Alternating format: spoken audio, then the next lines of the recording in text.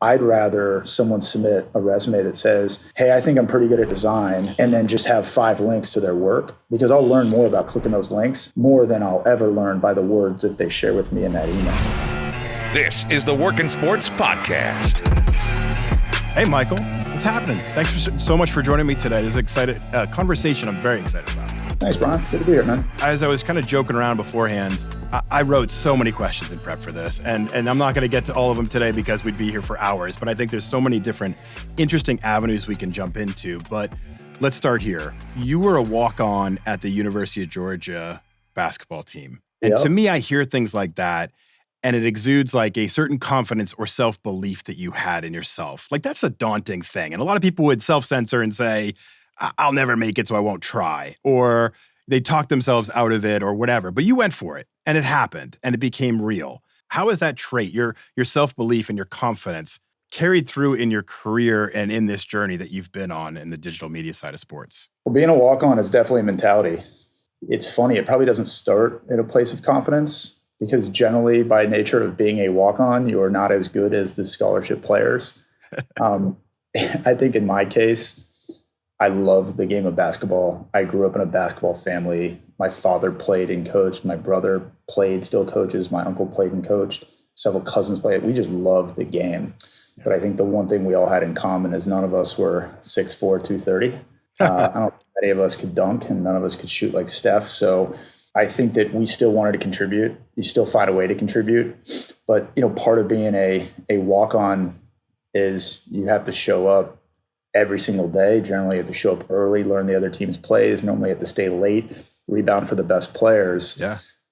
And generally, you just realize, you're kind of there to get beat up. You're the scout team. I would get a rebound sometimes, and our coach, Jim Herrick, was a national champion at UCLA. He'd stop practice and go, if you're going to let this little punk, this little 5'10" punk get a rebound, what are you going to do when you play against Kentucky? Yeah. Right?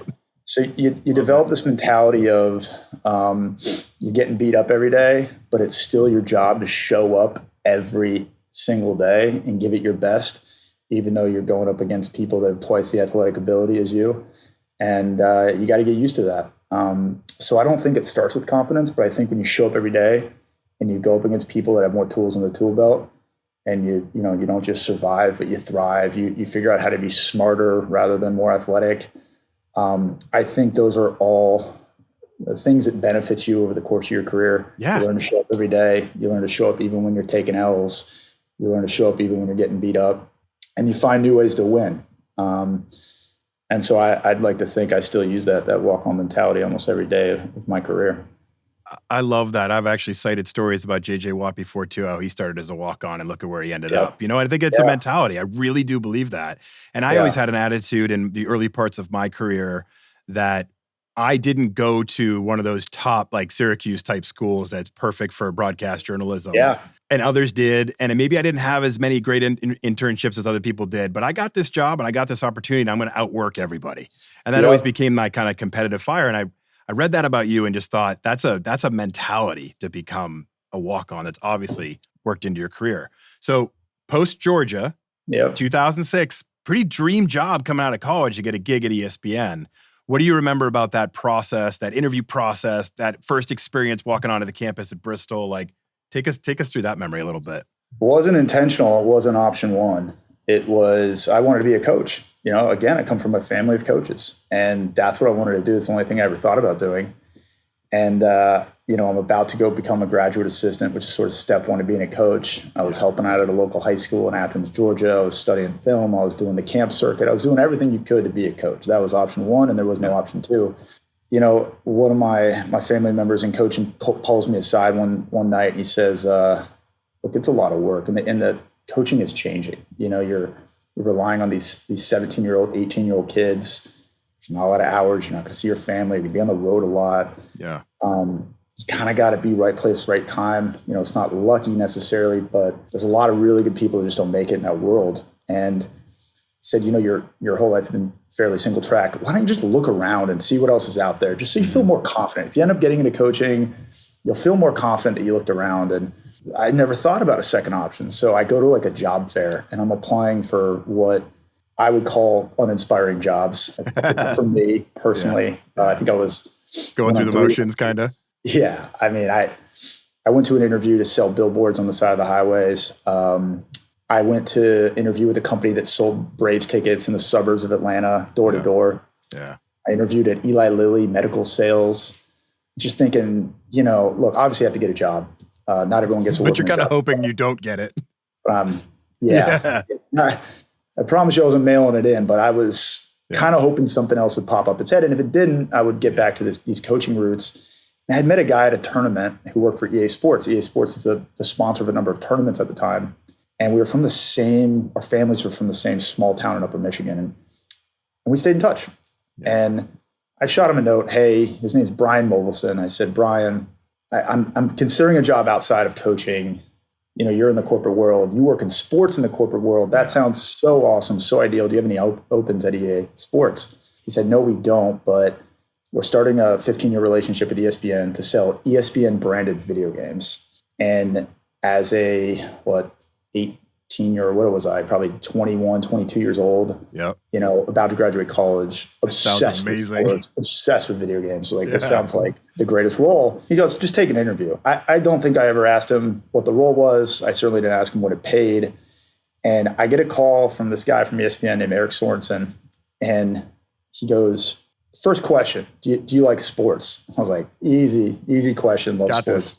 This. Yeah. Second question, you like video games? I said, am I allowed to say that? I love video games. Not something that normally comes up on a job interview.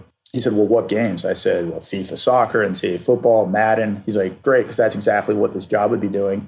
And I said, okay, amazing. He said, do you actually have any skills? That's a great question, huh? And at the time, going back to that era was sort of the era where Bill Simmons, sports guy, was like blowing up on Page 2. Yeah.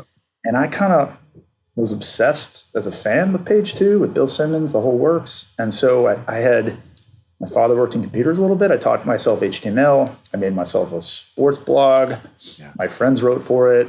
Gimmicky things. Like we had, my friend wrote a column. It was like sports horoscopes. It was like, if you're a Gemini, your team's going to lose twice today. Just corny, jokey, Page 2 type stuff. I think we were all trying to follow that kind of Bill Simmons path back then, for sure. I was one of a million. I was too. I was right there with you. But, at the time, Bill was very multimedia. A lot of videos, he'd linked to a lot of images, a lot of videos to help tell his story. And I got to learn this stuff. So there was a program at the time called LimeWire where you could pretty much download anything off the internet that you wanted. And I downloaded Photoshop and I downloaded Final Cut.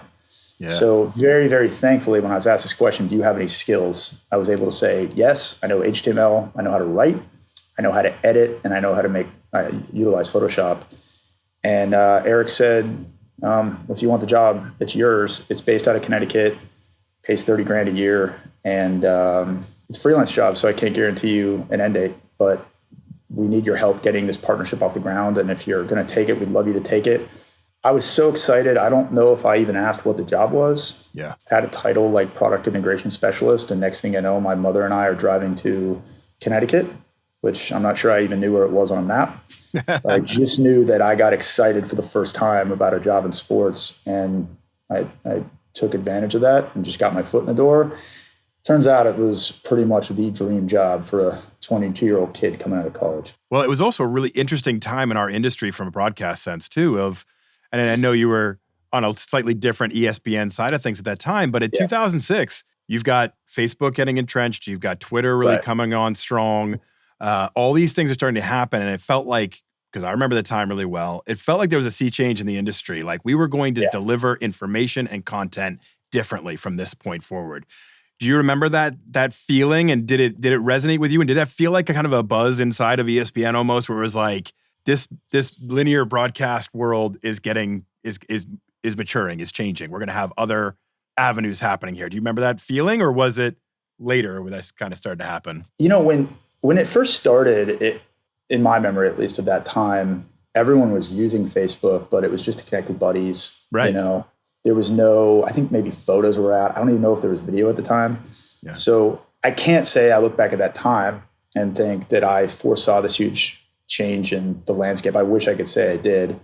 At the time, the website business was still booming. I'm not even sure we were fully into the app world at that time. Yeah. Maybe we just started to get into it, but we were, to me at the time, ESPN.com was still this incredible opportunity, incredible business to be part of. And, when I would create content with EA Sports, my job was to create content with them for ESPN and to make their games look like ESPN broadcasts. Yeah. I would create simulations, outcomes of games as part of our analysis of a game. So Ohio State, Michigan, number 1 and 2 in the country, Troy Smith at quarterback. I can't remember, maybe Chad Henne on the other side, but sounds right. Yeah. I would go in there and simulate the game in NCAA football, get someone like Chris Fowler to voice it and create this content. Yeah. And at first I was making this for the website, and maybe I'd make it available to SportsCenter to run. But then all of a sudden there was this option to share that on social media, and you could reach more fans. Those fans could publicly engage with it. Yeah. They would respond to that content and say they liked it or share it with their friends or disagree with the results or you name it. And it felt like incremental. It didn't feel like it was going to replace anything at the time. It just felt entirely incremental. Yep. And the more we did with EA, the more we realized that this young demographic that plays video games is the same young demographic that loves sports, is the same young demographic that's using social media. And so it kind of all came together for us. And we never looked at it as one versus the other. I wish we had foreseen the disruption that it would cause. Yeah. We just looked at it as one big cross-platform initiative. Yep. Take a piece of content, put it on linear in one New format, distribution put it channel. on social. Yeah. Yep. And so that's how we saw it, just an extra way to reach more fans, and specifically the types of fans that would love that type of content. Well, I mean, for your own career too, social kept growing, and then you became producer of social production, strategizing the voice for SportsCenter, Sports Nation, First Take. There was a lot of noise in that time too. There were a lot of competing voices. There's a lot of discovering what resonates, what works. What was that early kind of content strategy as you approached that social voice and knew that it's kind of a different persona? You're talking to people a little differently than those that watch the SportsCenter on repeat. How did you approach that audience? How did you guys kind of figure out we need to put ESPN and all of these our shows and their voices out there on the social channels and really make our mark? Well, it was definitely Wild West at the time. And I think anyone at the time who had a email address that aligned with their company, so whether it's, for me at the time, it was at ESPN.com or at FoxSports.com or wherever you might work, yep, you had the ability to open up a social account for that company.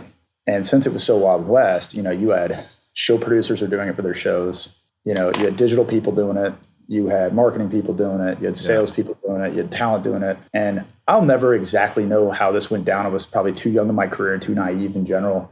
But this one day, we, to this day, we refer to this moment as like the day the Bobs came to town, and the Bobs being like the Bobs from Office Space. I'm Bob Slidell. This is my associate, Bob Porter. Oh, hi, Bob. Bob? These consultants came in and going around, they're asking everybody like, hey, what's the social media be? Like, what should the strategy be? Yeah. And one of my colleagues on the linear side, Gabe Goodwin, absolutely one of the best producers, and I think in sports TV history, we talk a lot and say, it's just another way to serve fans. That's what it is. It's serving fans. Is it also marketing? Yes. Will it also monetize? Yes. Can it also drive referral traffic back to your, website or other priorities? Of course it can. But it starts by engaging fans. At the time, we don't say this a lot anymore, but it was an earned media platform. Yep. You earned media by getting people to engage with your media, and therefore it had to be good. Yeah. And we'd ask people all the time, like, hey, we're not disagreeing. It can drive a rating potentially, but you can't really prove that. And also, when's the last time you tuned in with something that said tune in at 4? Right. Now, you tune in with content. You don't tune in with marketing necessarily, but marketing can be integrated into the content. So we pitched this idea of, instead of calling it like a social team or a social marketing team, of calling it a social production team. Yeah. And I guess at least some of the Bobs agreed. And next thing you know, this Wild West of social media at the company was kind of consolidated into probably 2 or 3 groups. And we essentially ran all the show and sports accounts at the time, which allowed us to develop the voice, or at least extend the voice, from shows like Sports Nation, SportsCenter, College Game Day, but also sports like NBA on ESPN or NFL on ESPN, which worked across a variety of studio shows that supported those. So that's how it all came together. And it came together with this focus on being truly content first, engaging first, with the ability to monetize and promote sort of the secondary, tertiary factors. Yeah, which makes so much sense is you're creating for that specific channel. It's not just pulling things from the linear experience and posting them again. It's creating for social. And that was a massive sea change because it used to just be like recycling, and then it was actually creating on those for those platforms, which is genius. If I recall, Brian, you couldn't even upload videos at the time. It had to be shot from the phone, from the platform. Yeah. So nowadays we have the option to clip from a show. Yeah. I bet you early on with a lot of those shows I just mentioned, there wasn't a single video from the show on those handles because it had to be originally shot by the cell phone. Yep. So, okay, 2016, you make the move to Fox Sports as a coordinating producer, in charge of cross-platform content. What were you doing in the day-to-day? What did that look like, and why make that move? I mean, that's it. You're in ESPN for a long time. Things are, I'm assuming, going well. Why make this jump? Oh, and I loved it. I loved my time there, and I loved my colleagues there. I loved my bosses there. 10 years was a long time. 10 years was a long time. I felt like I got my education from some of the best in the business, so to speak. But personally, it's such a big company. It's an amazing machine. But I think most people would also accept that when you're at an enormous institution like that, you're a cog in that machine. Oh, yeah. Fox Sports is a much smaller place, much smaller, yet with these huge broadcast rights, these huge personalities that we put on air, but operates as a smaller team. And there's an opportunity to come to a place that operates, a little bit smaller of a roster and play a larger role in the business. And that was exciting to me. The idea of going from a place where, I felt like a leader, but definitely a cog in a great large machine, a very impressive machine. But to go somewhere where I could sort of lead from scratch and help build from scratch was something that was very appealing to me. And also just 10 years in one place is a long time. It really is. Nice. I know exactly what you mean. So as somebody who's jumped around about every 7 years, I fully understand that multi-year itch. Okay, so you mentioned leadership a little bit there. Yeah. When you go from individual contributor to a CP or a managerial role or something like that, that's a pretty big challenge to go from, I know exactly what's expected of me to be creative, to create content, to produce, to get data back in, to analyze it, to do something with it. Those individual contributor roles can be pretty easily explained. But when you start to make that managerial push, that's a pretty big jump. What were the big eye-opening moments for you as you became more of a leader and took on more leadership responsibilities? And how did you kind of figure out your style? Well, I think it goes back to something I told you earlier. I came from a family of basketball coaches. So, leadership is really something that we would talk about on family vacations around the dinner table. And there's so much crossover in things I learned in the coaching world. Sometimes I feel like these coaches, they're like walking sound bites. You just hit a button on their shoulder and these like amazing leadership sound bites come out. Yeah. Like, never ask anyone to do something you wouldn't do yourself or haven't done yourself. Or player coach team is a lot better than a coach team. I learned these things a long time ago. And all of a sudden, you're in these leadership positions and you get to put these learnings to test. And I've always liked it. I've always been a big reader of leadership books. I've always been connected to other leaders in the industry, and we love trading best practices. I like working with my own senior staff and leaders on my team about leadership, about custom styles and approaches with different types of employees in different areas of the company. Everyone's different. But I wanted to be a leader that was in it with my team. I didn't want to lead from, I'll say, the air-conditioned press box. I wanted to be down on the field with them. Yeah. Still to this day, I was in Birmingham this past weekend. I love getting down there with my producers. I love shooting content. I love making content. I love seeing early editions of edits. I love hearing about process. I like, tinkering and improving.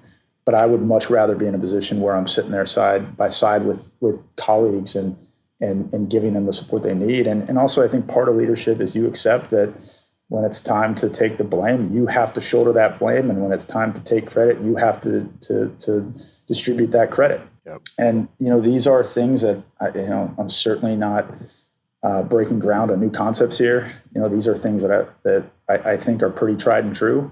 But it's actually the process of showing up every single day and implementing these and seeing these through and truly working with people to develop them. I'm passionate about that, and showing up every day is really important to me, and sort of being in the mix with people is important to me, so that if I ask them to do something, they know it's not me screaming from, the ivory tower. It's me standing there next to them, and it's something I believe in, and it's something I want done. And I feel like they better feel and understand that because I'm there with them.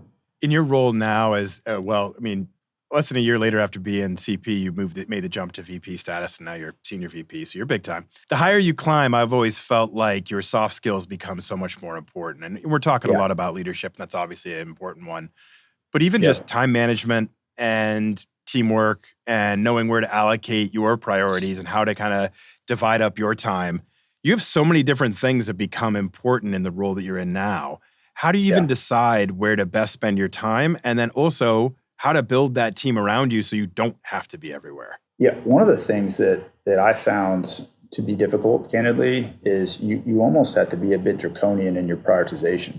You have to be aggressive in protecting your time and keeping your time focused on the most impactful parts of your business. Yeah. And so for me, this company, we're a championship live events company.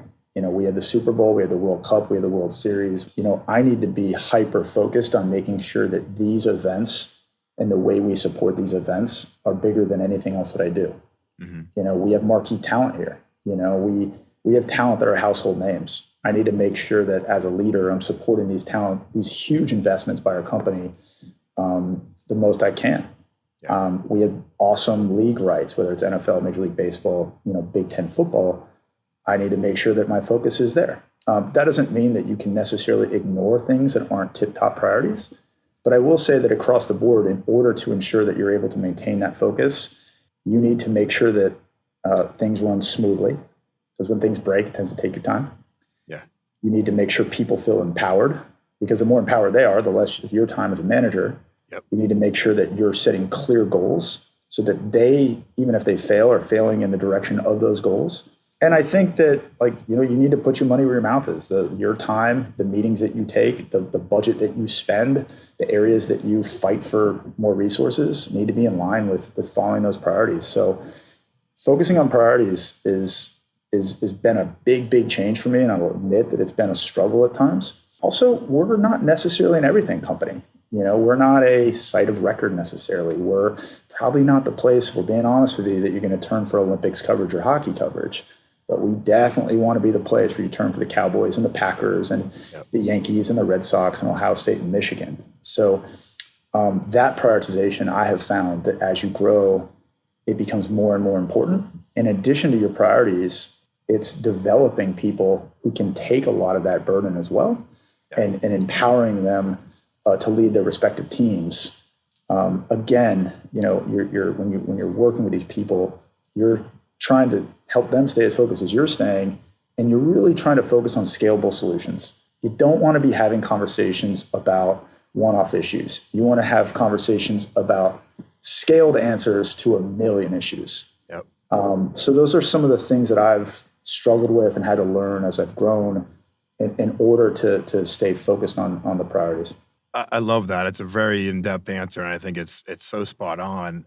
There's so many different points you touched on in there that we can expand upon. One of the things I think about a lot, and I know our audience does too, is what are those proper things that they should be developing to stand out in the marketplace, to grab the attention of a hiring manager, to get that opportunity to get their foot in the door. And you talked about it early on when you were trying to get your first role at ESPN, and you were asked about your specific skills, and you were able to list those things off. And it struck me in my head that I got my job at CNN Sports Illustrated for the exact same reasons that you listed. I knew nonlinear editing, and I knew Photoshop, and that was what they needed at the time. So I had those tangible skills. Yeah. But we also have this thought process of all those soft skills or experiences. Yeah. When you're building a team, and it's not just the new people you're hiring, but those people you're promoting, the people that you're giving opportunities for, what are you looking for? What stands out? And when it's those newer hires, when it's those entry-level people, you might get a stack of 500 resumes coming in for a job opening. You're not going through all 500, and no HR team is, but what are you looking for? What are those kind of North Star moments that you're like, this person stands out and I want to talk to them more? Yeah, I think what you're looking for is you're looking for solutions to your needs or ways that someone could help you with a big opportunity. So when I first got started here, we were a tiny little team of 24. I needed people that could do everything. there's a saying in our industry that I'm sure you're familiar with in production. You're looking for predators, and that's not in sort of the lethal sense. That is in the it's not Arnold Schwarzenegger. Yeah. Producer editor together as a predator. Yep. I think that in the digital space, it's more than predators. It's producer, editor. It's probably someone who can design a little bit. It's probably someone who can direct a little bit. It's probably someone who can write a little bit. And so we would refer to them as 5-tool players. We almost exclusively hired 5-tool players. Today, we've grown from a little team of 24 to, you include seasonal freelancers, you include talent. I think we're closer to a team of 160. We don't hire any 5-tool players. Now we hire specialists. Yeah. So I think that if you're someone who's looking to work at a company, you need to kind of look at them and analyze their needs and look for the opportunities of what they might need. And you should absolutely be okay, do your homework, but ask like, hey, I've noticed you're growing in this space. Would you by chance need help in this area? These are my services and expertise and skills in this area, examples of my work.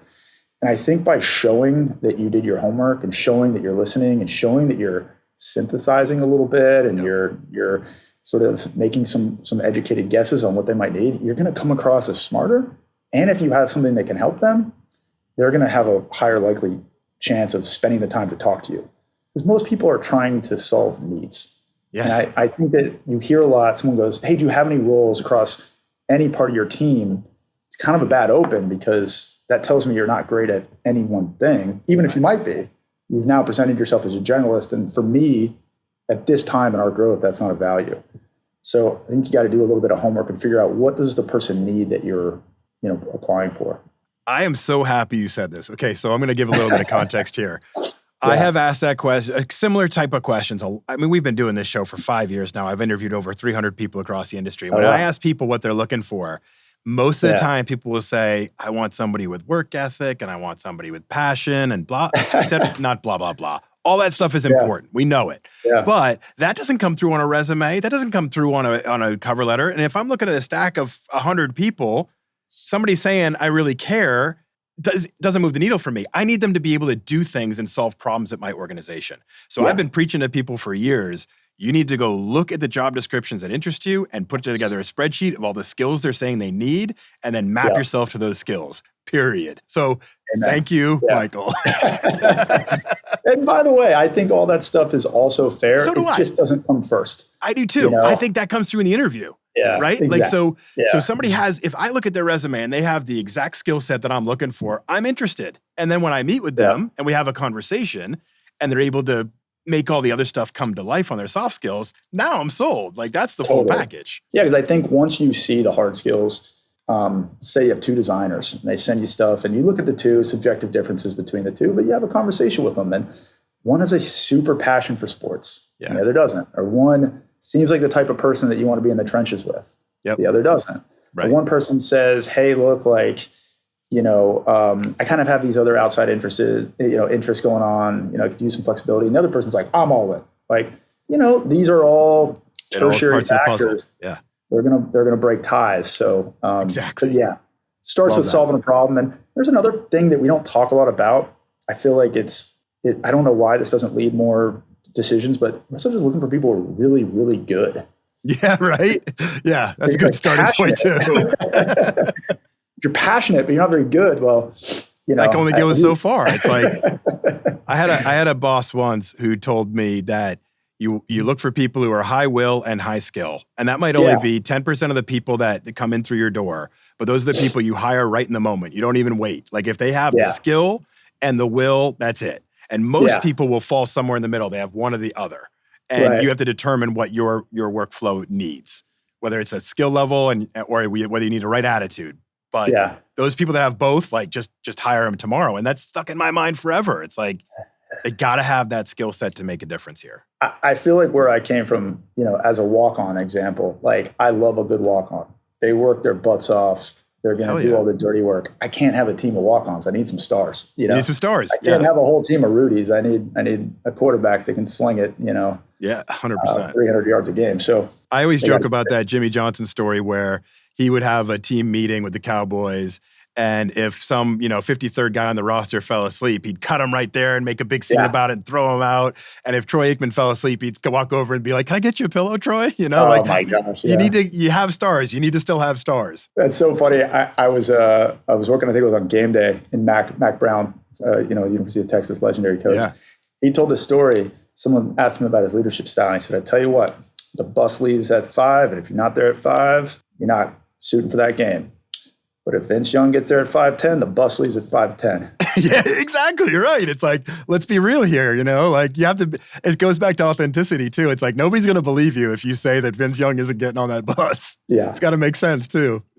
I had a guest recently who stressed the importance of failing. They talked often about that's your main way of growing, is that you have to be willing to stick your neck out there and take a chance and try things and be okay with failure as long as you follow up with, why did it fail and how do I improve moving forward?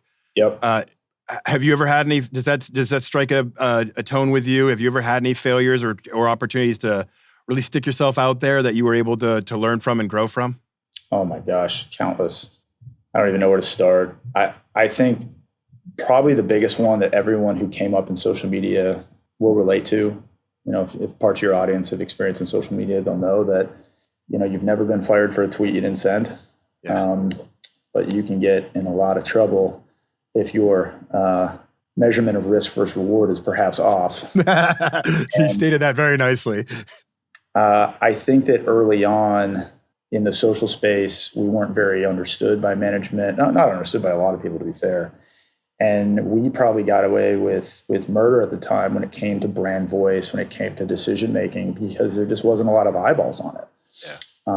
And then one day those eyeballs came, and it generally came through the way of people on the internet seeing stuff we did or wrote, and reacting a certain way to it. And, today, you could be Picasso and people are still going to think that your content, something's wrong with it, that 25 things are wrong with it. But, generally social media teams, at least early on, were very young, a lot of non-seasoned, a lot of people green to the business that are just trying to experiment and trying to serve fans, and maybe didn't know where all those blind spots were. So a lot early on, I feel like it was almost every week I was meeting with management about a bad tweet that went out. If I could go back, I would have relearned risk reward at the time and better explain that to my teams. But I think what you learn from that, when you put out enough bad tweets, you think to yourself, how did we ever think this was smart? And you learn early on, you have to, that content is a brave activity, that in order to entertain people, sometimes you have to shock and delight people. Sometimes you have to awe people. It's not easy. It's brave. And sometimes it just doesn't work. And sometimes it's read differently than you wrote it. And sometimes the tone is off. And sometimes the brand is off. But I learned early on that we need to be a team. And when someone on the team makes a mistake, as the leader, we need to protect them and give them the freedom to continue to make mistakes in the content world, or they'll show up and they won't be able to serve fans. And vice versa, when the when the team does a great job, you need to be very quick to give them that reassurance that they're doing a good job, because it's hard and it requires being brave and it requires putting yourself out there. And when it goes south, I think that as a leader, you have to be there to help them and remind them that it's going to go south. The road bump is an expectation, not a surprise. And you got to show up every day expecting, if you're doing it the right way, you're going to make some mistakes, and you need to know that you have your leadership's backing. So making so many mistakes, every single mistake that's humanly possible, they learn that you still have to protect your team so they can stay creative. It's such a great point. I've talked with our team a lot about, like, creating content is a very vulnerable experience. Yeah. You're really putting yourself out there to be judged. Like you said, Picasso nowadays would be criticized on Twitter by somebody with 5 followers. Like, it's an unfortunate part of it, but you can't let that put you in the shell. So I think that's a really great example of your leadership style too. I think that's so important. Let's dive into the digital content side now that we're living in. Sure. We have a lot of aspiring content creators in our audience, so I think this will resonate. When I was first coming up in the industry, we had one data point, Nielsen ratings, right? And that was all we'd look at. We'd get the book of Nielsen ratings, and we'd try to extrapolate that into real knowledge, which was so frustrating because it wasn't really enough. Yeah. In the digital content world, how and how much Does the available data influence your programming decisions and the directions that you guys go? It's huge. We call ourselves data directional. We're not necessarily 100% data driven, but we want the data to point us in the right direction. And the reason we say directional, and we do prefer the word directional, is because the data is not always right. Yeah. A view is not necessarily good if it's not consistent with your brand. A view is not necessarily good if it's a half-second view versus a 10-minute view. We used to think engagement was very important. So engagement would be someone shares your article or shares your video, or they text it to a friend, or they comment on it, or reshare it, or regram it. But nowadays, people hit the like buttons so ephemerally that you don't even remember the 45 things you liked yesterday. Yep. So, we're evolving our understanding, at least of what quality data looks like. I happen to think that time spent viewing is very important, but that doesn't mean I should make a piece of content longer just to increase the TSV. So, getting them to come back and retain is important.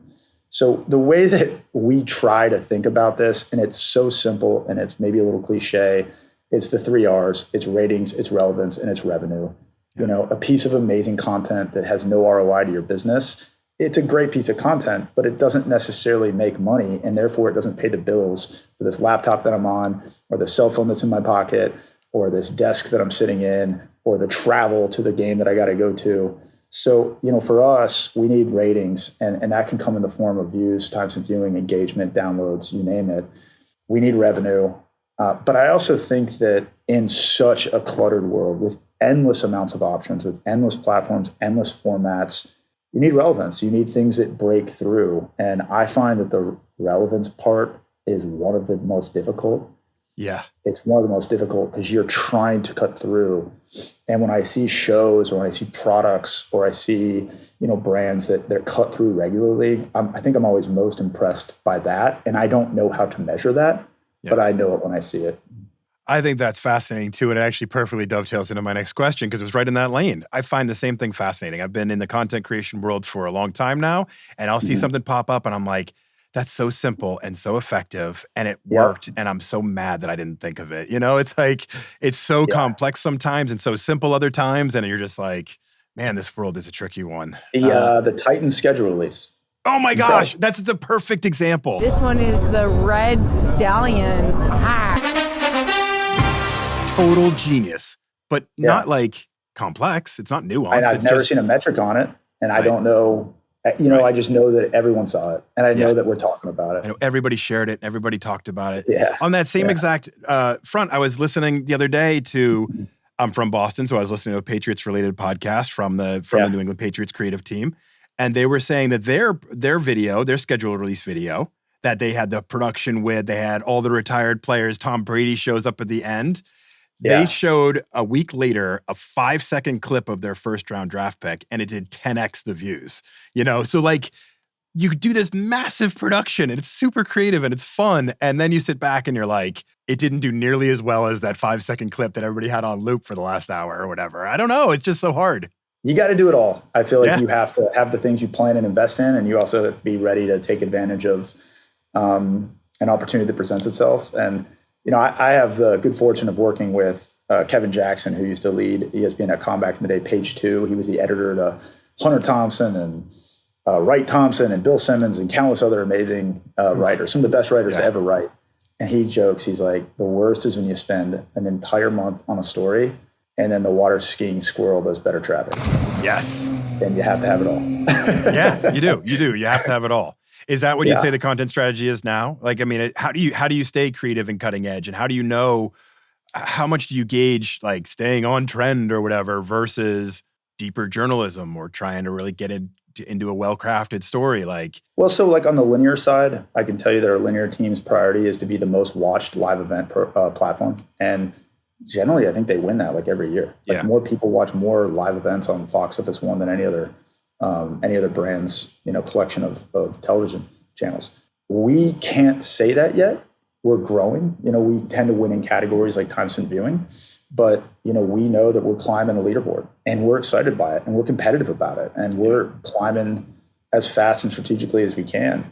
But as we climb, we know that we have to differentiate. In our industry, we kind of have this belief that inertia is high, loyalty is low. People are willing to switch, but they have their habits. And so if we're going to get people to switch their habits, we need to do things that grab their attention and are inherently different. Because if we copycat everyone else, we're, poor man's whatever they are. Yeah.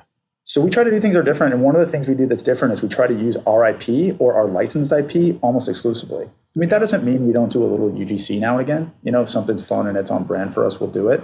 But generally, if you go to our website, if you go to our app, you're going to see things that we, Fox Sports, created. Yeah. Now, there could be some embeds here to help, provide extra complementary coverage to a story. There could be a quote from someone else that, again, rounds out a story or rounds out a piece of content.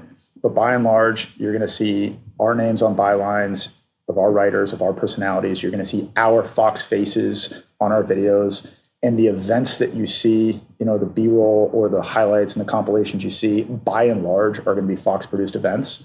So by focusing on our IP or our licensed rights, we inherently feel like we're differentiated. So perhaps it's a bad example to talk about the water skiing squirrel, because we're not going to have a lot of water skiing squirrel. No, you don't. Like in the USFL the other day, Case Cook has lost his wedding ring on the football field. And that's not a highly X's and O's moment, but our fans like it. It has crossover appeal. You don't need to know who he is, or you don't have to be a huge fan of the USFL. That's a story that a lot of people think is funny and interesting. So that's not exactly something that we were planning for. That's not something we expected. That's not something we put a month into, but we still need to cover it. And so, we're certainly trying to diversify our bets. We're just trying to focus them around our IP and the events that we cover. Which makes complete sense. How do you evaluate and adjust when new opportunities come up? I mean, 5 years ago, everybody's pushing podcasts, then it's like the shorter video, we're going to do shorts, and it's NFTs, and it's this, and it's that. It feels like we are in a world and the digital content side of shiny object, chase it, and so how do you as a large, you're not some little blog that has to try everything to get noticed. You're Fox Sports. So I'm guessing you take a much more pragmatic approach to new opportunities, but what is that strategy? Do you ease into things? Do you just go hard after them? Do you carve your own path? What's that angle? It's a great question. I don't know if there's a single way to do it, but I can tell you that there's certain areas where we do an enormous amount of research and we decide we're going to get into this area. Gambling would be a great example of that. We're going to get into this area. We're going to go big. This aligns with our priorities. We're a live event company. People gamble on the events that are on our broadcast. This makes sense for us. Yeah. By the way, perfect integration. Looking to give people more reason to watch. Yep. Gambling is a fantastic reason to watch a game that's a 7-point game if the line's 7.5. So, that just works for us. That makes a lot of sense for us. There's other areas that maybe we sort of put our toe in the water and we see if it's effective, or we take sort of a measured bet and we try to be self-aware and honest. Does it work? Does it not work? If it does, double down. If it doesn't, let's ask ourselves, did we do something wrong, or do we need to retreat? But, I think that our job is to be right far more often than we're wrong. So whatever it takes to be, as accurate as possible in these predictions, whether it's research, whether it's testing the waters, like we want to have a little bit of everything. Yeah. Well, I like that. I mean, I have a much smaller team than you do, but I'm always telling our team, like, don't ride the roller coaster. Like, we're going to do shorts this week, then we're going to do long form next week, and then we're going to do this, we're all over the place. Like, let's be a little bit more thoughtful in the process and understand whether it fits our market and et cetera. So I think that's an important part of it, because it can get so easy to get distracted. You mentioned talent earlier. You're the Fox Sports brand. You have big talent, but you also have smaller talent too. You also have people that you've found in different ways. I was laughing to myself as I was thinking about this. The ideal for people who want to be an on-air talent used to be, you start out in Pocatello, Idaho. You do some, you do some one-man gang, one-man show stuff there. Then you work in rodeos. Then you go to Champaign, Illinois. Maybe you get to cover some Big Ten. You end up in Salt Lake City for a couple of years. You're just slowly climbing this ladder, and then maybe ESPN calls one day or something. Yeah, sure. Fox Sports comes looking for you. Now you're probably mining for talent in completely different ways. You're probably looking at Twitch and other things. So what is that process like for you now as you try to uncover the right next voices that can be out there representing the Fox name? Yeah, we're actually fairly defined in this and how we think about it, because there are buckets that we've had success with and that we're interested in. I mean, one of the biggest ones is you have all these legendary characters that have already gotten into the space, but perhaps aren't new to the digital space. One of my favorites, I grew up in Atlanta, number 29, John Smoltz. Yeah. When I first got put in touch with John and we got some digital added to his deal, he said to me straight up, like, just gonna be honest with you, like, I'm not digitally savvy, technically savvy. He didn't necessarily, even at the time, feel comfortable, going live from his home. So we flew a producer in and set up a computer with a nice internet at his golf club, because he's already there every day, and it's a much more busy. So Go where they being are. able to bring someone like John Smoltz, legendary voice, Hall of Famer, the lead in our booth on MLB on Fox, and bring him to the digital world, that's a fantastic model for us. Yeah. He doesn't have to carry it. He doesn't have to be the host. He has to come on, tell stories. He's got to be John Smoltz, right? Yeah. And which is the best position you can be in. So that's one way we do it, is we look at the legends that are already on the roster, and it's like, how can we better work with them? Which is very aligned with everything we do. We want to create extensions from our top bets as a company in the digital space, first and foremost. The second thing we're going to do is there's going to be people who took the traditional route and perhaps were in Idaho that have worked their way up through the system. Yeah. And we have many folks like that at this company who have sort of hit the top. And if we have a chance to work with some of our top journalists, like a Tom Rinaldi, who did a podcast this year for us called Wesley that won a whole bunch of awards and climbed the charts to the #1 spot in all sports, of course you want to work with Tom Rinaldi. Yeah. And I don't know. I used to work with Tom. He's a pretty amazing guy. Yeah. He's like unanimously the most loved person I've ever met. So that's another route, right? Is you have some of the journalists. But the other one that's emerging is people who are coming natively from the internet. And we have this amazing data scientist team that's able to go look at names. We give them a whole bunch of names. They can tell us what's the organic conversation about them on a platform like Reddit. What does their followership engagement look like across these different, social channels? But for us also, there's a lot of influencers who perhaps are really good at imagery, perhaps are really good at little TikTok bits. For us, we need to find the ones that resonate, but also have something to say.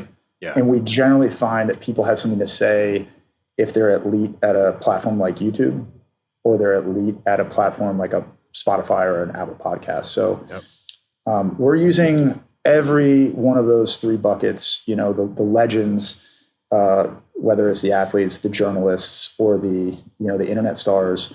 And we're also seeing this influx of athletes that didn't have to go through Idaho because they had a great athletic career and they learned how to use their own social media to get their voice out there.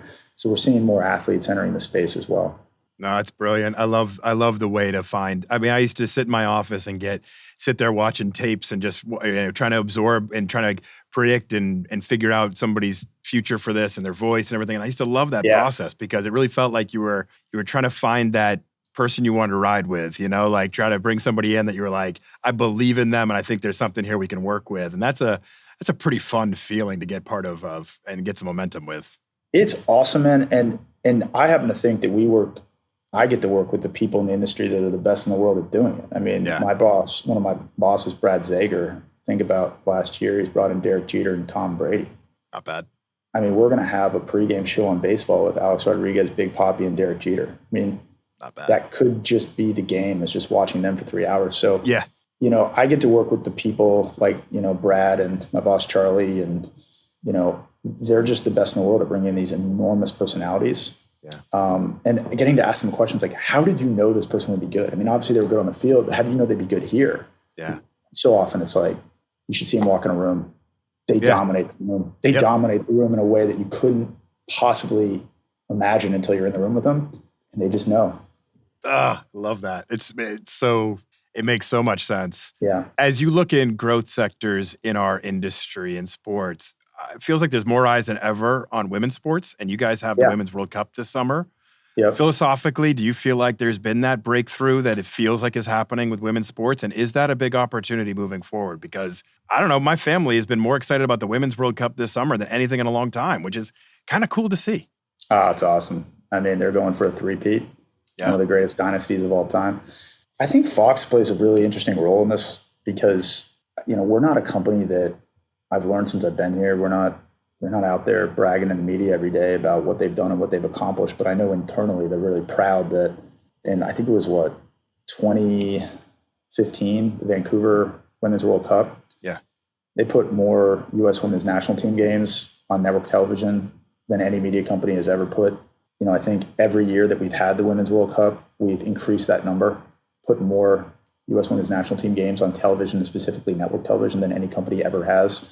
So that first finals in 2015 Vancouver, USA versus Japan, to this day ranks as the highest viewed soccer match in American history, men or women, with 25 million viewers. That's it. Game over. The drought is over. The U.S. wins the 2015 Women's World Cup. Wow. So, we've had men's World Cup since then. We've had incredible finales like, France versus Argentina, Kylian Mbappe versus Leo Messi, and nothing has touched that Japan USA number. So, at Fox, there's definitely a pride internally. I don't know if this is felt externally, but there's definitely a pride internally about this amazing launch from that 2015 Vancouver finals into the U.S. winning it in the next Women's World Cup. And now, having this opportunity to go for the three-peat in Australia, New Zealand, which is coming up in a month. So, Fox is pretty proud of that. And rightfully so. I joined after that finals, but I think they should be. Yeah, rightfully so. And I think it will be an exciting summer. And it's really neat to see some of the numbers on the NWSL, the WNBA, and some of just the growth of women's sports, because I think it's something we should all get behind and support and be excited for. So, not only do we invite that audience, but when you're covering the Women's World Cup, you need to bring in experts. And, I look up now and I'm thinking about it, like our head of content for soccer is Fran Arthur, who played in the NWSL. Yeah. Our head of operations, Rachel Sullenberger, was a D1 athlete at, soccer at the University of Oregon. So, it doesn't just impact the fans. It doesn't impact the product on the camera, but the people behind the camera are more reflective of the product as well. That's great. That's so wonderful. All right. I want to be respectful of your time, so we'll finish up with this. I could go on and on and on. As you're probably getting the vibe, I have a lot of questions, but we'll finish up with this. Let's just pretend for a second that tomorrow you're going to go in and talk to a college class, and there's 200 kids there. Yeah. And they look to you and they say, okay, so what are those couple traits, or what are those couple skills, or what are those couple things I should really be focused on right now to make me attractive to this industry? How am I going to get to stand out amongst that landscape? What advice would you give them? What do you think are those instrumental things? Like we said, when we were coming up, it was, nonlinear editing, Final Cut Pro, it was Photoshop, those kind of things. What are those things today that are just so instrumental to stand out in this competitive landscape? Yeah, well, I think the first thing is that back then you could download the software, but there wasn't much you could do about it. Like I put mine on like Bucklin at Blogspot, no one ever looked at it. But nowadays you have the ability, and it does require being brave, and it does require putting yourself out there.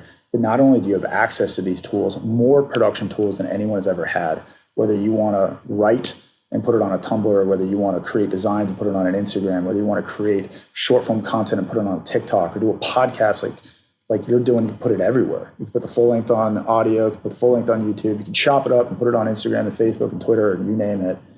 There's never been more opportunities to show off your skills, what you've learned, and you should do it. And we've essentially, when we go and talk to people, we always look for examples of work. Yeah. And if there's no examples of work, it either means that you don't have examples of work or you're not willing to put yourself out there. Either way, I'd rather someone submit a resume that says, hey, I think I'm pretty good at design, and then just have 5 links to their work, because I'll learn more about clicking those links and seeing, what they've done more than I'll ever learn by the words that they share with me in that email. I also think that, you hear people joke about this all the time. It's not, what you know, it's who you know. It's definitely what you know, but who you know is also pretty valuable. You should be knocking doors down. You should be figuring out a way to get in, because everyone who's ever applied for a job has been in the catch-22 of they want experience, but how do I get experience if I don't get a job? I can't get a job because I don't have experience.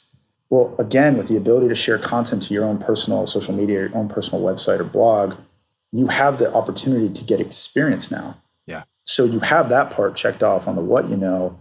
I would also use the internet, use LinkedIn, use social media, use friends that you know, use distant uncles and cousins, and find a way to meet some people in the industry. Because if you can meet a couple people, they can give you a couple tips, and early on those tips go so far. Or just in a world where you're getting, completely overwhelmed with introductions and resumes and LinkedIn messages, it helps so much just to have the name of someone you both know in there. Yep. It just helps you cut through. It's just a reality. And I think about some of the ones that I've responded to, being in the fortunate spot of getting to look at a lot of talented candidates. There's always something that grabs your eye. That's one. And two is it's always pointing to really, really good examples of work. Yeah. So those are probably the two. Something else we covered earlier, have a real strong understanding of the company that you're speaking to. I've seen so many times I'm interviewing someone or someone on my team is interviewing someone and they refer to one of our shows by the wrong name, or they refer to the talent by the wrong name, or they misspell the show or the talent, or they're talking about a sport and you just tell they don't know their stuff. Like, you got to be buttoned up. And the other thing we talked about earlier, study the business, have an understanding of what they're doing, have an understanding of examples of good work that they've done, so that when they ask you, why do you want to work for Fox Sports? You have a really good answer that shows you did your homework, that shows you're passionate. And I think that if you can put those things together, have some sort of connection that helps open a door, have great examples of work, know the industry, and really know the company that you're applying for, I think you'll have a much better chance at least catching their interest and letting them, encouraging them to hear you out, than if you come in and you don't have those things. We couldn't stop on a better spot, because that was really great advice. And it's the actionable stuff. That's what we're looking for, right? We want to be able to give somebody something they can do. We're not just speaking theoretically. It's like, go build your skill set, go network with people and get to know them. Combine those two things into who you know and what you know, and you're going to be much more powerful out there. And I love that you're looking for people that are willing to stick themselves out there a little bit and to be vulnerable and to be brave. I think that's really important in this, and that, that's what cuts through a lot of the noise. So much great advice. I feel like we could go on a lot longer, but I'm going to spare you all my random questions and just say thank you, because that was awesome. Thank you, Michael. Well, thanks for having me, Brian. I appreciate the mission of this podcast to help people get into the industry, help navigate the industry. And a thank you to Sean Merriman, who is a fan of yours, listens to your pod, and I think it was his idea to make this happen. So thank you to Sean. He reached out to me and said, would you like to have on Michael Bucklin? And I'm like, yes, please. Can we make this happen? So thank you, Sean. I totally agree. And I'm so glad we were able to do this. Thank you, Michael. Awesome. Thanks, Brian. All right. Thank you for riding along with that interview. I know it was a long one, but I had so many questions I wanted to ask Michael, and he nailed all of them. There were so many great experiences and knowledge drops there. I love that he was focused on skills-based hiring. I think that's so important for all of you. I love that he focused in on networking and building yourself and putting yourself out there and working on your personal brand. It's all there for you. Go grab it. Thanks for listening, everybody. Thanks to Michael for coming on. And I'll see you all next week.